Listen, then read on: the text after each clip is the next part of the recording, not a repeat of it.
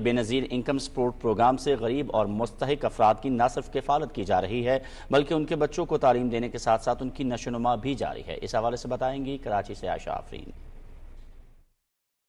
2008 میں وفاقی حکومت کی جانب سے شروع کیا گیا بے نظیر انکم سپورٹ پروگرام آج بھی چاروں صوبوں میں مستحق اور غریب خاندانوں میں سہ ماہی مالی امداد فراہم کر رہا ہے۔ BISP پروگرام کو نہ صرف ملکی بلکہ بین الاقوامی سطح پر بھی سراہا گیا ہے۔ اس پروگرام کے پہلے کفالت پروگرام کے ذریعے ملک بھر میں 93 لاکھ خواتین کو سہ ماہی 10,500 کی مالی معاونت فراہم کی جاتی ہے، جبکہ صوبہ سندھ میں خواتین کی تعداد 24,56,000 ہے۔ دوسرے بے نظیر تعلیمی وظائف پروگرام کے تحت انہی خواتین کے بچوں کو تعلیمی وظائف بھی دیے جاتے ہیں۔ کراچی میں ہمارے 7 اضلاع ہیں اور ان میں اس وقت تقریباً سمجھ لیں کہ 1,80,000 کے لگ بھگ ہمارے بینیفیشریز ہیں۔ اس وقت کراچی اور حیدرآباد میں 8 کیمپ سائٹس بنائی گئی ہیں جہاں ان وظائف کی تقسیم کا سلسلہ جاری ہے۔ یہ حکومت کا بہت بہت مہربانی ہے جو ہم لوگوں کو دیتے ہیں پیسے اور غریبوں کا مدد کرتے۔ 3 مہینے کا ملتا ہے، عید کا بچے کا کپڑا لیتی ہوں،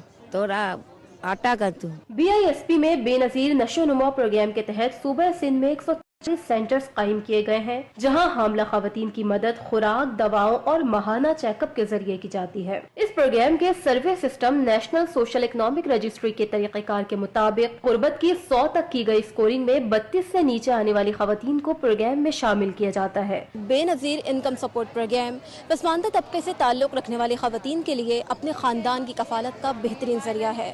عائشہ آفرین، پاکستان ٹیلی ویژن نیوز، کراچی۔